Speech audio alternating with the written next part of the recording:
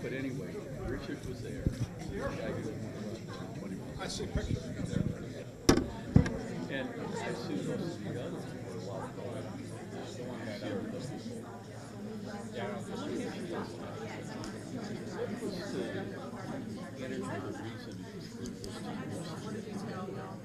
I mean, other than the comments, because she's in the other. She's been in the she had her. Yeah, no, I've heard she did. Yes. What is it? Just because of Quinn, I'm going to sit on the left. It could be almost on anything. You're not allowed. I'm going to introduce you to the chairs. Hello, Chair. There is a lever that goes up and down. It's pretty hidden, so I think it's on the right side. It's kind of recessed, so if you want to go up or down on it. And what is this? I don't know. It's like yeah, so if you sit on it, you can adjust it. So, I don't know what that is. you have the same policy as the Defense Department. This is what we can say. Yeah, you're signing an oath. Yeah. All right, and you guys got water? Yeah, thank you. Should we be higher? It's up to you. Whatever you feel comfortable. All right.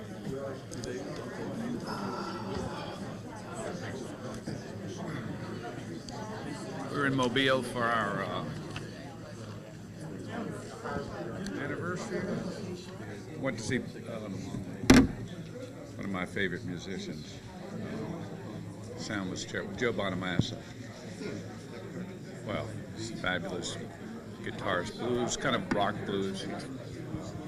Yeah, look him up. And he does worldwide tours, but Joe Bonamassa.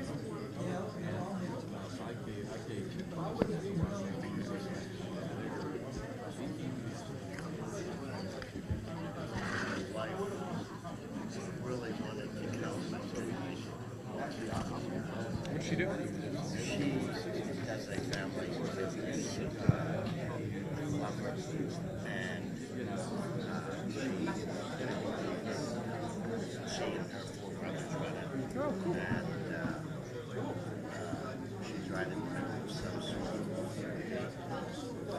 tech conversion right now, which she oversees.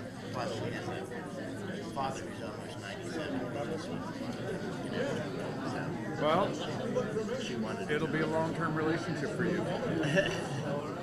Marie Run started about 15 years ago. She won a fellowship for social entrepreneurship. And she started a business called Louisiana Lost Lands Environmental Tours. And so it's a specialized tour business. There's like an hour and 20-minute education program in a classroom setting. Then they go out by kayaks into the swamps. wow. That sounds like fun. It's, small groups because it's a little more expensive, but it's a lot of, it's self-selecting. People look online for swamp tours, and most of them are big boats with motors feeding alligators and stuff, and they don't do that. So,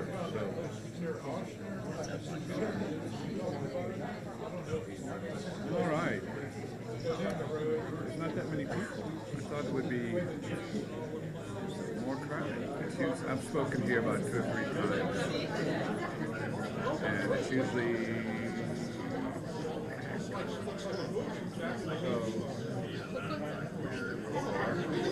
I know they're also doing it on Zoom and YouTube.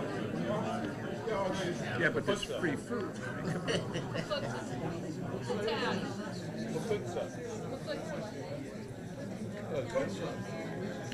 Put this down. What is this? We're just information. Yes. Yeah.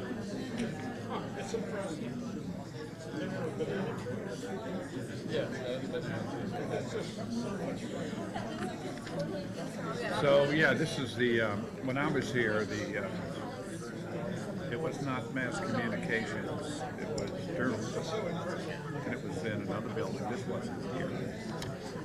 And right as my last year, they started doing TV and radio as well. At that time, Loyola owned the WW. I remember that. And Cincinnati sold it, which was smart because their endowment wasn't huge. But if everyone can grab a seat, turn off your cell phones. turn this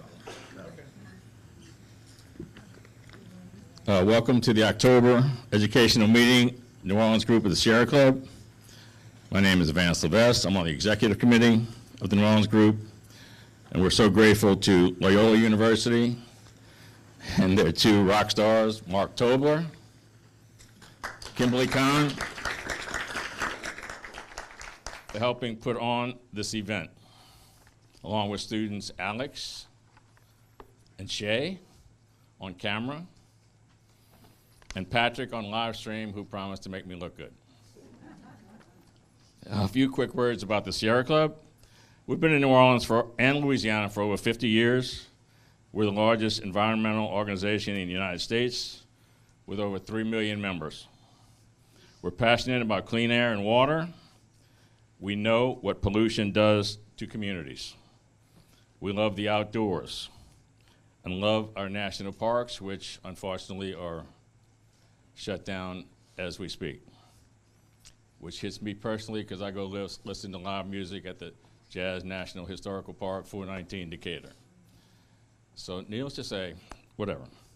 If anyone is interested in getting more educated and more active, besides going to meetings like protests like yesterday, see me after the program. We have applications in the back table.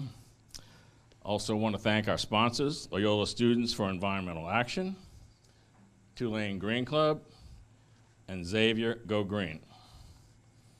Also want to introduce our 3 student liaisons, Erin Gillen from Loyola, an environmental studies major.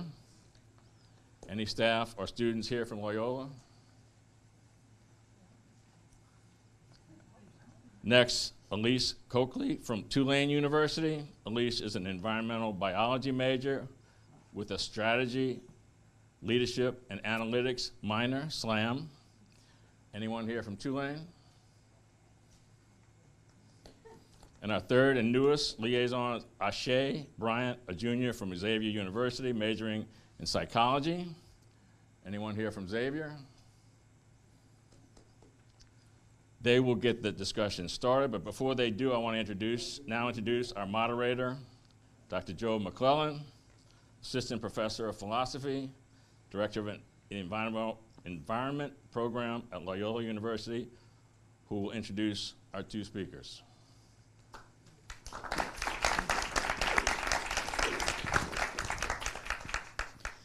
Thanks, Vance. So this special event brings together two nationally recognized voices for a thought-provoking exchange on environmental policy, climate challenges, and the future of Louisiana's coast. First, we have Bob Marshall. He's an environmental columnist for the Times-Picayune and the New Orleans Advocate, and is known for decades of award-winning reporting on coastal erosion, wetland loss, and environmental justice. And to his right, we have Quin Hillyer, a longtime political columnist and commentator, and he'll bring a conservative perspective regarding the environment.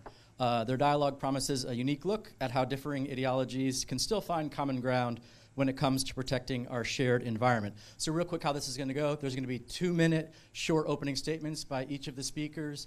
Then there'll be questions from each of the students that'll have about 10 minutes of dialogue from them, and then it'll be open to open discussion, both virtually and for those here in the room, in about the last 15 to 30 minutes.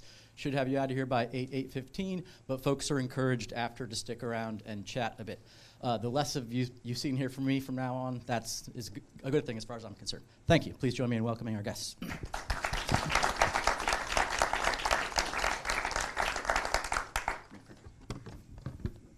This working? Is this on? It's on now? Well, I'm mostly a native New Orleanian. Spent most of my life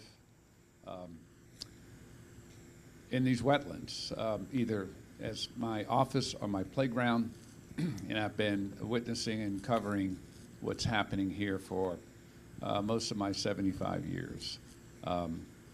I've known Quin for some time. Quin actually worked, I forgot he worked for me for a couple of years, first as an intern in the sports department at Times-Picayune, and then on and off for several months before he moved on to bigger and better things.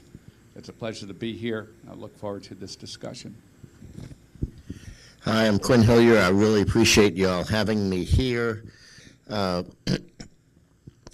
like to remind people I am sort of the designated conservative, although I think a lot of people these days define conservative differently than I do. But I like to point out that the root of conservative and the root of conservationist are the same. And there is actually a lot that I think we can share in common. And I actually have a very long history of a deep concern about Louisiana's disappearing wetlands, which we will talk about, and I look forward to getting to it. All right, great, thanks so much. So first we'll be discussing Louisiana's vanishing coastline. Ashal, would you like to take it? Since the 1930s, Louisiana has lost over 2,000 square miles of land to coastal erosion. This is a landmass roughly the size of Delaware. It's estimated that a football field of wetland disappears every 100 minutes. What are the consequences of this continuous loss of land, and what efforts are being made or should be made in order to restore wetlands lost to coastal erosion and to protect affected communities? Oh, that's a question. Yes. Well, first of all, there's a mistake there. People keep... It's on. Is it on now? Okay. Well, first of all, there have been several mistakes and errors. People keep talking about Louisiana's disappearing and vanishing wetlands. They're not disappearing. They're not vanishing. It's not a gentle, natural act. It's not a magic thing of these slowly going away. They're collapsing. They're dying. They've been destroyed by what we've done to them over the last 70 to 80 to 100 years. So please don't use that term again. It gives people the wrong idea. This is not a natural process. They're dying. So the question was to talk about this. Well, it's happened when Europeans arrived here. The Mississippi estuary covered more than 6,000 square miles, and it was still building land into the shallow Gulf of Mexico into the early 1900s. The first thing we did was we put up levees, the Europeans did, put up levees on the river to stop the floods, but the floods were bringing the annual deposition of sediment to keep this sponge from sinking below the surface of the Gulf of Mexico, right? So we put up levees. If that's all we had done, well, we had bad levees until the 1930s because most of these levees originally were built by landowners and farmers in cities. They weren't great levees. Every few years there'd be a big river, it'd blow these levees down. Things would get flooded. People would go up to the second floor, at least the owners. And when the flood went down, they'd rebuild these same puny levees because it was the cost of doing business, and business was really good. Until the Great Flood of 27, which I did not cover, but it was 1927, and the levees collapsed. 700,000 people from Illinois to South Louisiana were homeless. That was it. Congress told the Corps of Engineers to put that monster in a straitjacket, and they did. They built the world's greatest river levee system, cutting off all but one distributary, basically putting these levees up, stopping the floods. That was a death sentence for this whole bottom part of Louisiana, okay? But studies show that that's all we had done. The wetlands that were present at that time would still be largely intact today. But that's not all we did, because oil and gas was discovered here in the coastal zone about the same time those levees were finished. Eventually, more than 10,000 miles of canals, averaging 110 to 120 feet wide, 10, 15, 20 feet deep, were dredged for oil and gas. Well, that let in salt water from the Gulf of Mexico into the freshwater areas, beginning to kill the plants. There are two ways a coastal delta can maintain its elevation against the sea: annual spring floods, putting more mud on top, and the plant community, because plants create their own soil. 6,000 square miles of plants. Well, salt water, we already stopped the floods, right, with the levees. Now we're digging canals, turning originally just 11% of the surface area of the plant area into open water, but salt water came in, killed the plants, holding the shorelines together in the freshwater areas. They died, erosion set in. And on top of that, when you dig a canal, you don't have a canal unless you do something with this stuff you're digging. They call it spoils. They dug these canals, digging up the marsh and the mud, put it on either side, knocking down the cypress tupelo trees, okay? Creating what they call spoil levees. When you have 10,000 or 15,000 miles of canals, you got 30,000 miles of spoil levees, tens of millions of tons on top of that sponge. What do? They sink down, compressing the upper layers of the sponge, preventing the subsurface transfer of water into the sponge to keep it hydrated. And if you impound huge areas on the wetland, as we have done in New Orleans, then you're stopping the subsurface transfer of water in a complete circle, so the subsidence takes place even faster. Originally, the permits for these things, they didn't need permits. The Clean Water Act was passed in '72. It was back in a time when there was something in politics called bipartisan. What was it? Bipartisan something. Bipartisanship. Oh, there we go. Anyway, and a Republican president. This is right here. Yeah, a Republican president, the greatest environmental president in our history, Richard Nixon, signed the Clean Water Act. And the permit said you can't destroy wetlands. Oil and gas companies, if you dredge these canals, you got to fill them in when you're finished using them. That was never enforced by the state or federal regulators. So that's what happened. I grew up hunting, fishing, camping in this area, in the wetlands. I had a camp. I would go, greatest duck hunting in North America, state wildlife management areas, even refuges. Have a great season, go back to the same place the next year, and there might be a drilling barge there because the state wildlife agency was getting royalties from the oil and gas companies to destroy the habitat so they could have oil and gas. So That's what happened. The loss became 50 square miles a year in the 1970s. Huge marsh islands were falling. They were collapsing because the area was sinking. It was eroding on the shorelines, and they were still dredging canals through there on permit. So these wetlands are not disappearing. It's not like a magic, someone waved a wand. They're continuing to destroy, and now they have even greater threats. One from climate change, sea level rise, bigger storms, and also from our political establishment. So that's what we have to do. Those are the things we have to address. We have to find common ground to address these issues, because as it stands now, we do not have a sustainable coast. Okay? I appreciate Bob giving that very thorough explanation of the disaster that has happened. I agree with him on everything that he said. I would add, although it probably didn't do nearly as much damage, but it certainly hurt when they had clear cutting of cypress forests without replanting them. And that certainly hurt, especially in the Atchafalaya. When I was working on a campaign for governor in 1987, I was the issues director, and that's when I first really became aware of this wetlands loss problem, and it absolutely grabbed my attention, and I was horrified.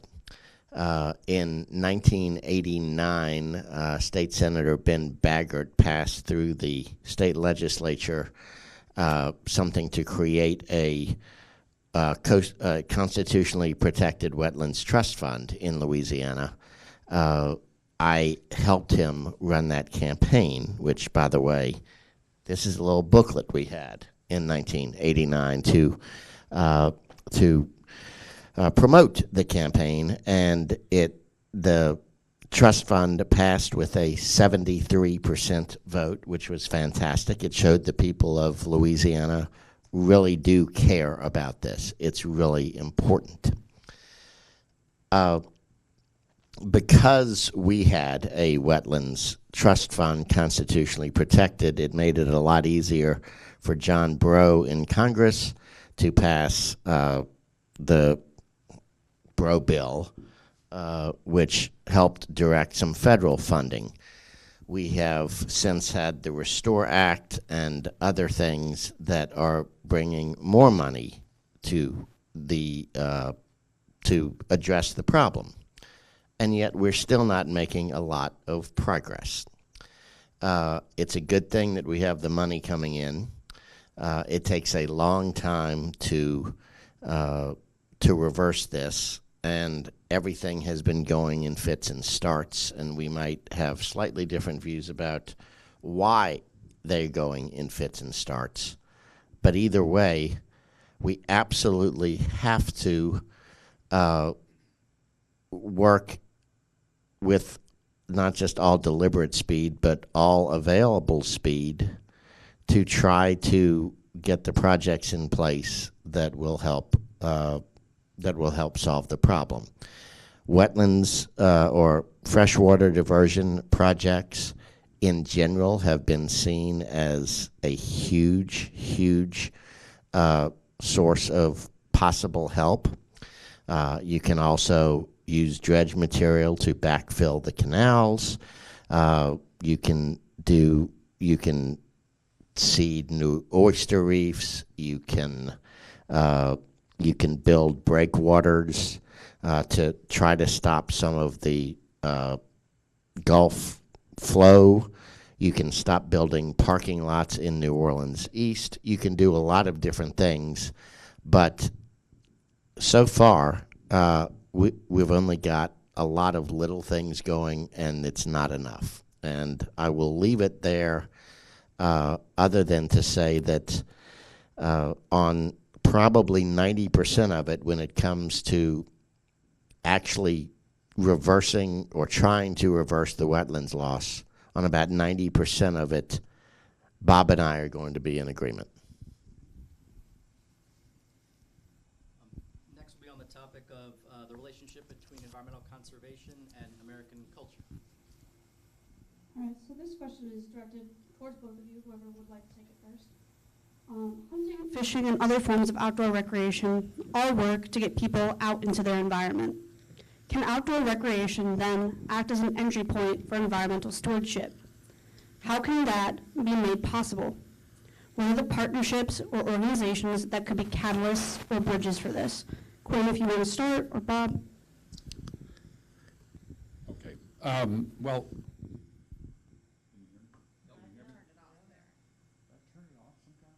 Yeah, there's a little oh, down here? up there, the button at the top. This? Yes. There. Can you hear me now? Yes, you can. Sorry about that. Thank you, Quinn, for teaching me this. Actually, the conservation programs we have in the United States were started historically by hunters and fishermen. In fact, the Bro bill was that Quinn was talking about, that Senator Bro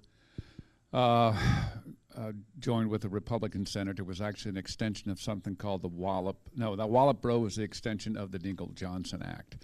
And that is an excise tax on hunting and fishing equipment that sports fishermen have been paying now for whatever 80 years. And that's where most of the money goes, the Sport Fishing and Restoration Act, that goes to the conservation programs. They're also responsible for most of the wetlands work that was done up into the 1980s with their duck stamps. Alda Leopold all these people got their start in caring about the environment because they were part of the environment. They were hunters and fishermen. They weren't just observers. Unfortunately, the numbers of hunters and fishermen as a percentage of the population has been falling dramatically. There was a time when politicians who, environmental groups call these people, they never call politicians, they call them policymakers. And they are policymakers. They decide how we're going to manage public land. Or they did until the current president. But that's another story. But they make the laws that regulate how we use public water, land, and air and everything else. So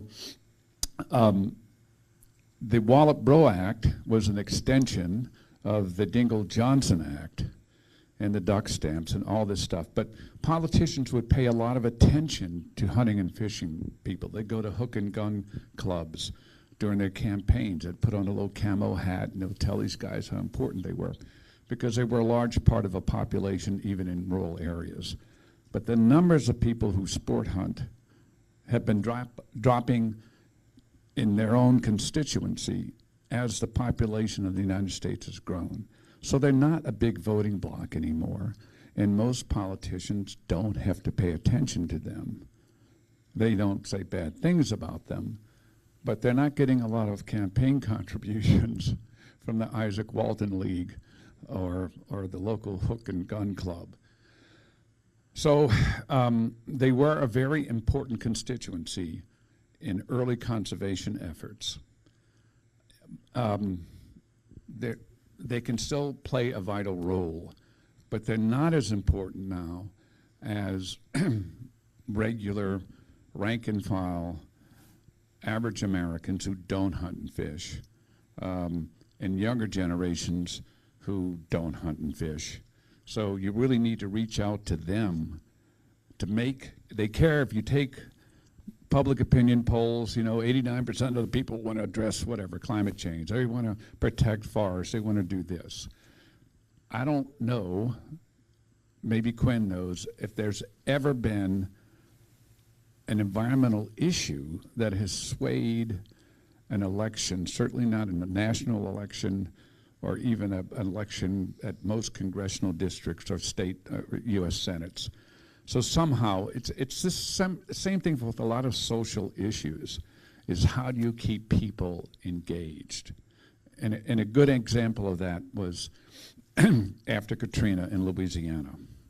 I was at a speaking engagement with, actually in France, with a group from Louisiana it was a sociology conference, and they were interested in how the reaction to Katrina. And Richard Campanella was there, you guys know Richard, with one of his PhD students. And she had done this work on her PhD work, showing reaction, social reaction, and she chose social concern about wetlands. And she used as her metric stories in newspapers or whatever. And so it's just a pie chart. And before Katrina, it was down here. Katrina hit, whew. 3 years later, it's back down here again. So the challenge, and obviously hunters and fishermen care, but they're just a spot now, just a tiny slice of the pie that you need to reach out to. So you've got to make this an issue of concern. And there have been attempts, and there's, I don't know if this group's Republicans for Environmental Protection, are they still around? REP? Green Elephants, they used to call themselves. You know, Sierra Club, what's the membership like in Sierra Club? National Audubon, National Wildlife Federation. It's got to be, you got to reach out and grab the people where they live and tell them why it's important, not just for the national parks and wilderness areas, but for the air they breathe and the water they drink. The answer is yes. It is very definitely a good entree point if you are a hunter or a fisherman, which, you know, might at first glance you say, okay, you're out there killing the wildlife, and so how does that make you a conservationist? Well, easily, because you don't want your pastime, and a lot of times it's a lot more than a pastime, but you don't want your pastime to go away. If you are out there hunting and fishing, then you care that there are birds and animals and fish to hunt and fish. And so you want to be a good steward of the resources. And so it has traditionally been an entree point, and it's a good one. And lots of otherwise, or in other ways, very conservative businessmen when I was growing up were passionate about conservation. And the difference would be how do you go about it, and whether you do heavy regulation or whether you do more incentives rather than heavy regulations. That's where the ideological split was. But there were a heck of a lot of conservative businessmen who really cared about conservation. And this also works not just with wetlands or not just with, you know, the Louisiana marshes, but if you have a business that depends on a resource, you want the resource to be replenished. I don't know why those companies came in the early or the late 19th century and early 20th century and clear-cut the cypress forests without replanting them. But most lumber companies these days will manage, and actually they will hire forestry management companies to tell them how to make sure that the resource they're using now will be replenished so they can stay in business 50 years from now. And that's a good thing. Now, again, you can disagree on means and ways and means and stuff like that. But it absolutely makes sense that if you want a resource, you want to replenish it, and you want to be a good steward. And that is, again, a place of common ground. I have sort of more to say about that, but I'll stop for right now and let the... Mr. Hillyer, I do have a follow-up question based on what Mr. Marshall was speaking to about the Sierra Club and National Wildlife Foundation. Are there any organizations present day that you can think of that might be good bridge points for that smaller, maybe more dwindling block of hunters and fishermen? Well, especially in Louisiana. there's what, the Gulf Coast Conservation Association, what's it called? Ducks Unlimited. Ducks Unlimited, absolutely. Some of the groups are in it for their specific take. Yeah, They exactly. don't really care about see, it all comes back to habitat, all right? So you got to be committed. Ducks Unlimited has done more for preserving wetlands here and in Canada than any federal program. And that's funded by hunters. The Isaac Walton League is very active.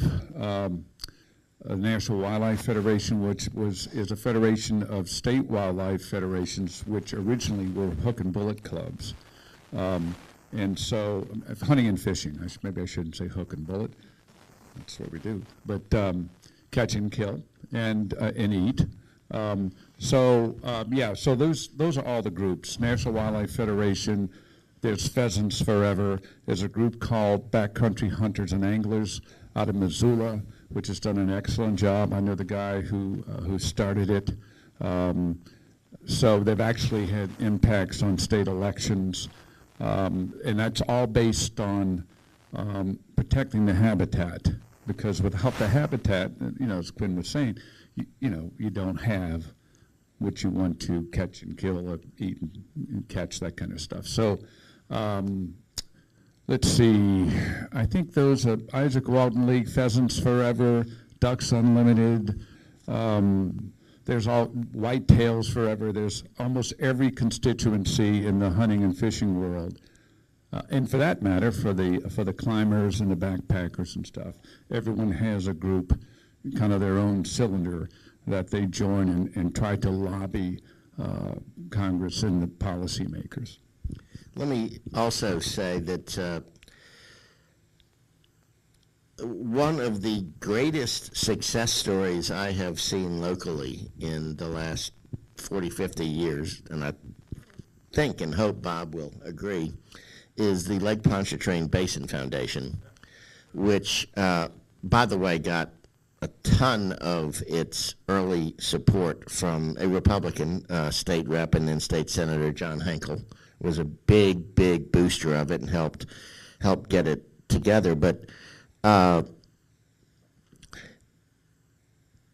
it showed that by focusing on just 2 or 3 things, you can make a huge difference. Lake Pontchartrain was dying. It had huge dead zones, correct? Yes, they did at Yes. certain times of the year. Yes, and it was in bad shape. And in the late '80s, they formed it. It's sort of a public-private kind of thing. But it's basically a private foundation, but it gets some public support. And they went and studied what was causing these problems in Lake Pontchartrain, and they found 2 big issues. One was the shell dredging that was going on. Everybody had shell driveways, et cetera, et cetera. They put an end to the shell dredging. The shell dredging was disturbing sediment and keeping oxygen from getting to the plant life at the bottom and doing all sorts of terrible stuff. So they stopped the shell dredging. And another thing was the mainly cattle farms in the parishes north of the lake, and all of the runoff was going down the rivers, the Tickfaw and the Tangipahoe, coming into the lake and choking it off. And so they made the cattle farms up there build fertilizer retention ponds or other things to keep a lot of their runoff from flowing into the rivers, through the lakes. And those 2 things, correct me if I'm wrong, went a long, long way to revitalizing Lake Pontchartrain, and it's a sign that good things can be done. Yeah, they have a new name. It's not the Lake Pontchartrain Basin Foundation. It's the Pontchartrain Conservancy. Okay, yeah. I can never remember that. I like the old name. But, I mean, you agree with every... Oh, yeah. I mean, that was a big... I just turned it off. That was a big change, the shell dredgers. And I think it was not to play parties, but I think it was a very great and honest Democrat governor, Edwin Edwards, who signed the bill to stop the dredging. Although he otherwise was not that big an environmentalist. Well, he used to like to go to Canada to hunt and fish. No, I mean, we're not going to play politics on that, unless we bring it up to date. Okay. And lastly, Remember, the shell dredging was stopped because the Sierra Club sued the government to stop shell dredging. So they didn't do it on their own goodwill. let's hold discussion till the end. Thank you. Our next question is from Behave yourself back Alyssa on economic development and environmental protection. Industries such as tourism, fisheries, and energy are all both economically and socially necessary. However, they also all have noticeably negative effects on the environment. So, Which three again? Can you repeat that? tourism, fisheries, and energy. Oh. So how can these sorts of industries coexist with conservation efforts? And furthermore, in what ways is protecting the local environment beneficial to these industries? Well, as they're currently being regulated, they can't coexist under the present political regimes. It's that simple. For example, in Louisiana, the oil industry, which in the 1960s and even into the 70s maybe contributed, I don't know, maybe, let me see my notes here. 60% of the state's income for many decades was coming from oil and gas. Now it's 4.5% of the state's income comes from oil and gas. That's 1/7 of the state's economy. It's 15th in employment. Unfortunately or fortunately for those people, it's in the top 3 for wages paid. And yet this small industry, which has done incredible damage to the wetlands and still fights regulations, but they're wealthy, and so they have tremendous political power in the state. They're treated like this big industry that we can't live without, but there's not a huge part of our economy anymore. Somehow people can't get that through their heads. We don't want them to leave. I used to hear that when I was writing columns about this beginning in the 80s. Oh, we don't want them to leave. I don't know, where are they going to go, Kansas? I mean, no one's going to leave a gold mine. The diamond mine owner isn't going to leave and get pissed off because you're making them use different regulations to keep clean. There is a way to coexist, and in some states and in some countries they can coexist. And that is, it didn't have to be this way. That's the killer about this. Texas wasn't destroyed by its oil and gas industry.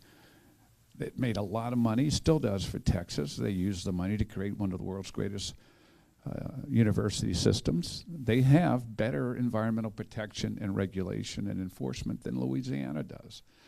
So we did it the wrong way, going back to the 30s.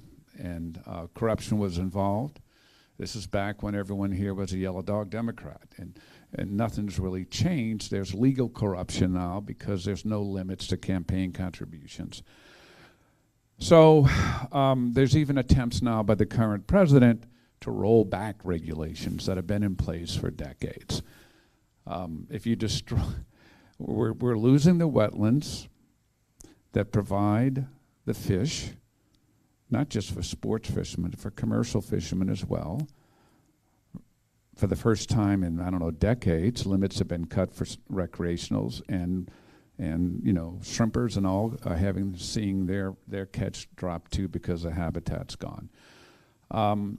So the best way for them to coexist equally, there are two issues here. There's an economic issue and a social issue, and the state has to decide what's the most important part for this resource, this public resource. What's its most important role in our culture, in our civilization, or our state? Is it economic, or is it cultural? So then you have regulations depending on that. In our case, we live on this delta. I mean, there are places where they can coexist and do coexist fine. But it's way out of proportion in this state for no logical reason. I'm trying to think, there's some European countries that have done well. There's some states in this country that have done well. But in our state, I'm focusing here on Louisiana, oil and gas industry has been given basically carte blanche. And this current administration of Governor Landry wants to really open the doors. And the president wants to roll back. I don't know, several months ago, they proudly announced the greatest rollback of environmental regulations in the history of the country. Something like 130 regulations, 30 just on clean air. So it's hard for me to find an example. Actually, President George W. Bush was a Republican, obviously, and we had a problem with acid rain. Big problem. He went to Congress. He had regulations. It was fought over. Some people, industry didn't like it. Environmentalists thought it wasn't strict enough. They put him through acid rain. It's no longer a real problem. So this, excuse me, this can be done. It's hard to get it done in Louisiana unless the people who live here say, this is what we want done. Questions later. Let me jump in. Tourism of the right sort can actually help. If it's ecotourism and if it's done right, it will alert other people to the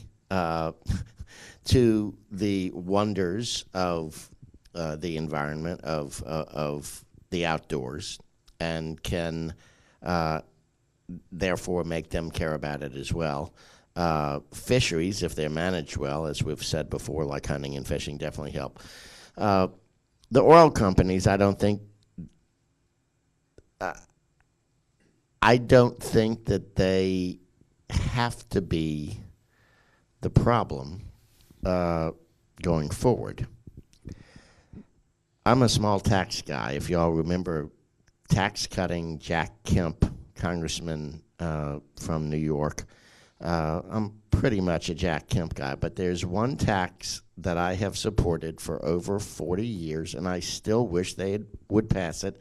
And I'm told by lobbyists or people that work with the oil companies that they would actually, under certain circumstances, they would actually be okay with this tax. It was a tax first proposed by Governor Dave Treen in the early 1980s. It was called the Quell tax, the Coastal Wetlands Environmental Levy. And it would have put a small fee on every I forgot what unit of volume they used, but on every unit of volume of oil and gas that traversed our pipelines. And it would have been small enough so that it wouldn't chase the oil companies away, but it would be a constant source of funding to help solve the problem. And if we had done the Quell tax in the 1980s, we would be a lot better off now because we would have a lot more money to be doing good things. If we had passed the Quell tax when I wrote a column about it back in 2014, we would have made a lot of progress. This is one thing that I think everybody of all political persuasions in Louisiana should get behind and make legislators hear and make legislators listen and make them do something, and that would be to pass a coastal wetlands environmental levy. Well, the oil and gas company fought it tooth and nail at the time I was covering it then. In the early 80s, they Yes. did. And something else. Oh, you know what? I think it ran into trouble with the Commerce Clause. There were two versions of it. There was an earlier version of it that ran into trouble with the Commerce Clause, and then Treen tweaked it so that it would not, and therefore the second version never passed, and it has not been used since. Yeah, I mean, they fight everything now. I mean, they're fighting for their lives to get the current lawsuits from parishes put into. Governor Jindal and Garrett Graves, who did a great job with the CPRA, became a congressman. He just got gerrymandered out of his district, but the oil and gas companies are going to come to the table. They're going to come to the table. That table never showed up. So that's where we are today, which is crazy. It doesn't make any sense. They have bigger worries now. Anyway. Okay, we've got about 15 minutes and change. We also have questions coming from those joining us virtually. Where's Patrick? Is he here? Dr. Mack, we got it. Oh, yeah. You got that? Okay, great. So I think you've got a question to kick us off, right, Aaron? So this is from a member of the Sierra Club via the live stream. And this question we're going to direct to Quinn first, and then Bob, if you'd like to respond. What would be the difference between conservative solutions to environmental problems and traditional/progressive solutions to environmental problems? And are they better, are they worse, or are they kind of neutral? Conservatives tend to not like heavily centralized, heavily regulated things. They don't like heavy regulation. We would prefer incentive systems rather than heavy regulations, or we would prefer clear, clean regulations, but that aren't overly burdensome. You can have incentives in all sorts of ways to incentives to incentivize. That sounds dumb, but incentives to incentivize people to do good things for the environment. I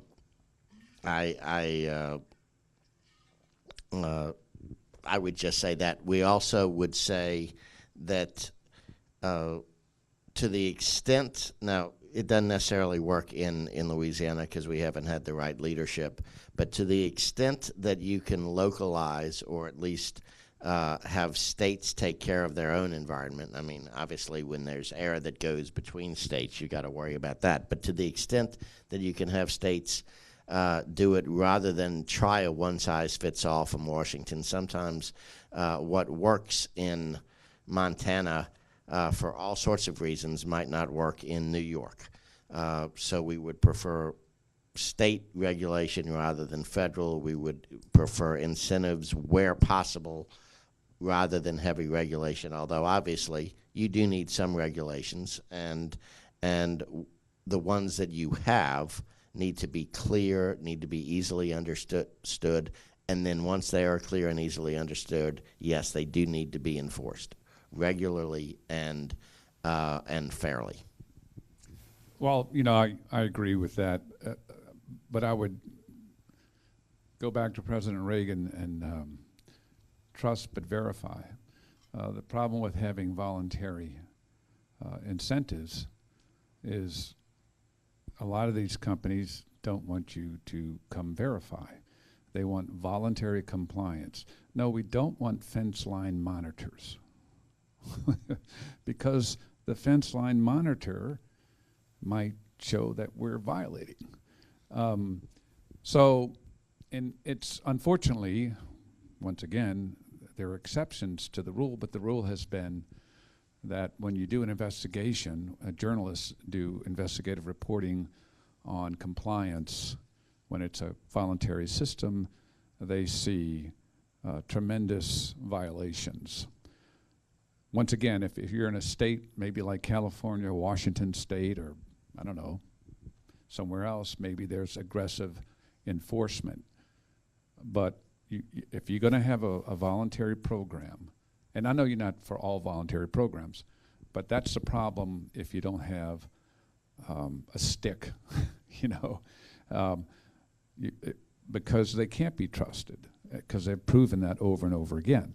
Now, So trust, yeah, if you want to have an incentive program, we have to have, and the company should have to pay for the monitoring.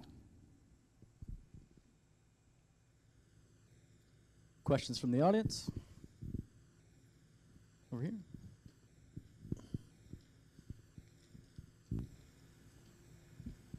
Thank you. There's been a lot of understandable talk today about the impact of oil and gas activity on the wetlands, and that's been largely regulated through the state.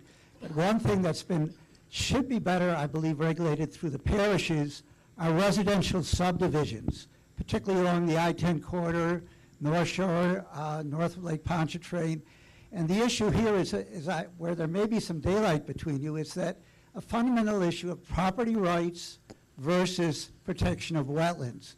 Specifically, the question is, do you feel that local parishes, particularly the river corridor along I-10, should be doing much more to be putting land use regulations in place to say, look, we cannot be building in floodplains, we cannot be building in wetlands, water quality issues with sewage, needless to say, floodplains issues with flooding. So the question is, you know, the typical answer is, well, I can do what I want with my property. You know, if the wetlands are compromised, so be it, it's my property. Should the parishes be putting much stronger land use regulations in place? That's actually a really good question.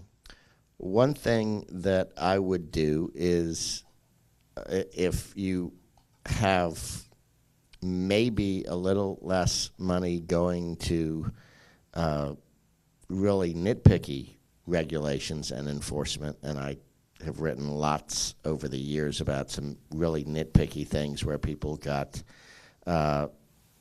prosecuted for things that, I mean, I could go on and on about some of the examples of really bad prosecutions. But be that as it may, I would have no problem with, as long as the money was generous enough, with some eminent domain seizures near coastal areas where you absolutely need to have that buffer. And I'm not very big on eminent domain seizures, but if the compensation is fair, if it's large enough, then you can maybe take some of the property, make the owners whole, and establish the buffers. That's one thing, but it's a very complicated issue, and property rights really, you know, once you've bought the property, you do own it, and you do have rights, and people do need to recognize that. Oh, well, I kind of agree in general, except there are already laws on the books about what you can and can't do with a wetland, but many of them are at risk. I think the Supreme Court hasn't quite decided yet on waters of the U.S. We don't have time to get into that, but basically that would destroy protections for temporary and ephemeral wetlands, riparian areas. So, and do you want a national law to protect a national resource? I would say yes, you know. But I don't think when a law like that is passed that the people who were told they could own this property, they could build here, or they could live here, they need to be compensated. You know, you can't just change the game, you know. It's just like after Katrina, when a lot of people didn't have flood insurance because they were told they lived right next to the levee. You don't need flood insurance. And the levees collapsed. In the back, David White, yeah. Yeah, so we haven't talked at all about the BP oil spill. It seems to me like over the years since then, an awful lot of the money that the state picked up from that has gone into, a good portion of it has gone into some sort of wetland restoration. Is this better? Yes, thank you. So the question I have is that where would he be if we did not have had that BP oil spill? Because in a lot of ways, it's had some powerful impacts in a number of different avenues of change in the state. David, are you saying we need a Deepwater Horizon every few years? Oh, you know, you can make a joke of it, but there's some truth to what I'm saying. No, I mean, that's the only way, the way that the coastal master plan for a sustainable coast has been able to stay on schedule. And the problem is, we'll run out of that in about 7 years, and we don't have, as of now, a replacement. So the money, yeah, that's how we've been able to basically design essential projects, and we may owe some of it back because of the governor's decision to cancel the Myrtle Grove diversion. You know, you mean the Mid-Barataria and Mid-Breton, right? Yeah. Yeah. Yeah. Myrtle Grove, they might actually restart. They might. Why? That's what's his name, Dove, has said, that they might restart Myrtle Grove, but they have canceled Mid-Barataria and Mid-Breton. Here's something everybody can do, and that is to say, if they're canceling projects, and I had actually, we disagree on this, I had some serious questions about the cost effectiveness of the Mid-Barataria program, diversion program.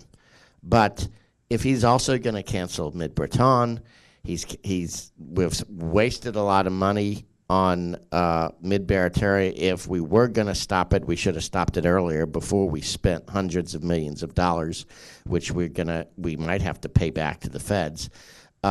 We should say you should not cancel anything until you know what else you're going to do with the money. You have to have another plan in place. You can't just cancel it. I wrote my column on this last week.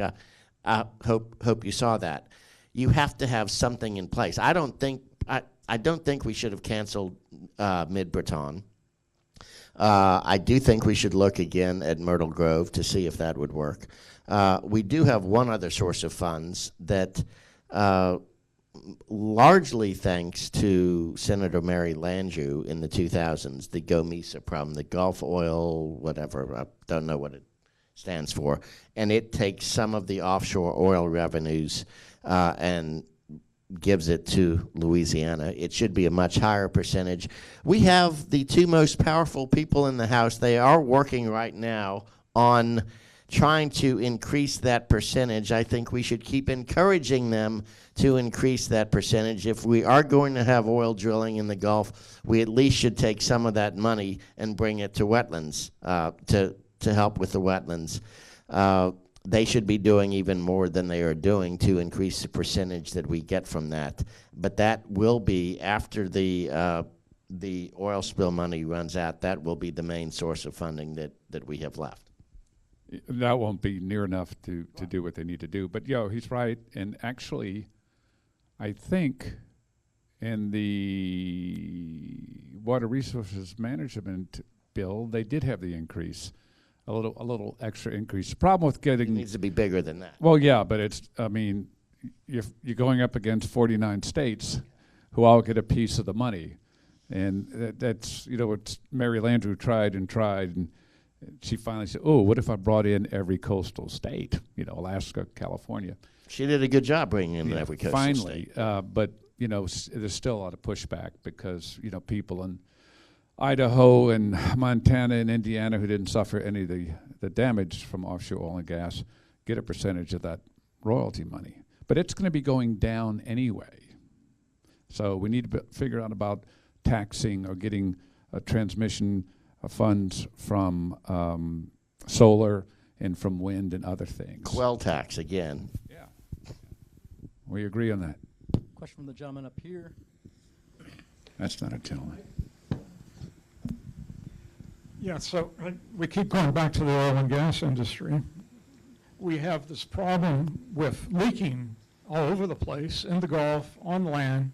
It seems like to allow them to keep operating, they should have to be taken care of those issues. Now, it should be happening. Maybe it is happening, but I mean, how can you let them keep operating when you got all this problem from the past that hasn't been resolved? Even if they did like 1,000 cappings a year or something to be moving in the right direction, it seems like this is an opportunity to have some control over what they do by having them repair some problems. You need to talk to our Attorney General, who is just moving to stop the lawsuit against the company's oil rigs that have been leaking for 24 years. The Taylor oil rig. Yes, and yes, you're right about all that. We have a governor in a state house, that is following his lead, and that is no. Yes, we need. Anyway, it should be done. It's not going to get done with this administration. I'm going to bring up a whole other issue, but when you talked about it, it was about saving the lake. For 3 years before that all started, we had petitions at Kinko stores. We collected 24,000 signatures, and that started things going. The Girl Scouts and the North Shore got very involved with the pollution issues. I was actually in one of the groups that was meeting before we talked about the two Republican, but it started as a grassroots thing before Save the Lake, but the community started paying attention and got concerned, especially when you couldn't even swim safely. Yeah. You couldn't. I actually got sick swimming, not in the lake, but in, was it the Tickfaw or the Tangipahoa River? I got sick swimming in it once when I went on a tubing trip. Your petition drive is a perfect example that people do care. Bob said nobody big has won an election based on environmental issues alone. But if you don't come in and sound really scary, and you don't do some of the crazy stuff like say that you're fighting for the environment by going and throwing paint on priceless works of art and stuff, if you come across as moderate, you can get people on your side, and petition drives, all of that is exactly what we need to do to get common sense solutions for a lot of these problems. Yeah, and I'll just close by quoting one of my favorite football players, Dalai Lama. And he said, if you think you're too small to make a difference, try sleeping in a tent with a mosquito. So we all have to be the mosquitoes. I mean, people think this is too big, I can't do anything about it, I won't have any impact. No, one mosquito can make a lot of noise, and you've got to get other mosquitoes to come along with you.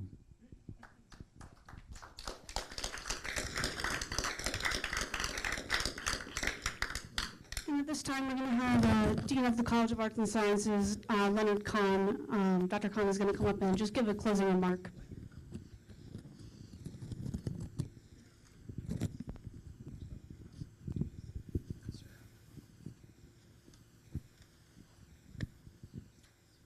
Okay, so I realize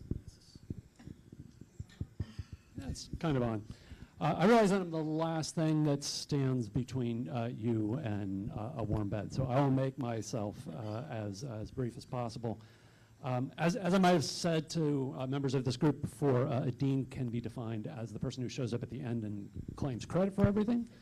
That's what I'm about to do. So first, I want to thank the Sierra Club for having its event here at Loyola once again. We're very glad to have you here, and in particular, I want to thank Vance Leveska and Charlie Pfeiffer from the New Orleans chapter of the Sierra Club. I also want to thank Albert DuPont for his technical wizardry that made all of this flashy stuff possible. Dr. Joel McClellan, the director of our Excellent Environment program, for playing the role of moderator. Our speakers, Bob Marshall and Quin Hillyer, for their collegiality and thoughtful discussion.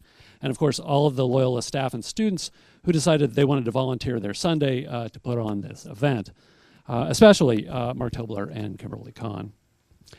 As a reminder, Loyola University New Orleans provides students with foundations in the liberal arts and sciences through teaching, research, collaborative scholarship, and community service. We prepare graduates not only for meaningful careers, but for lives of purpose lived with and for others. Our students learn to think critically, to understand empathetically, to utilize data, and to engage globally. You've seen some of that for yourself here today, and I hope you'll come back and see more soon. And with that, I wish you all a very good evening.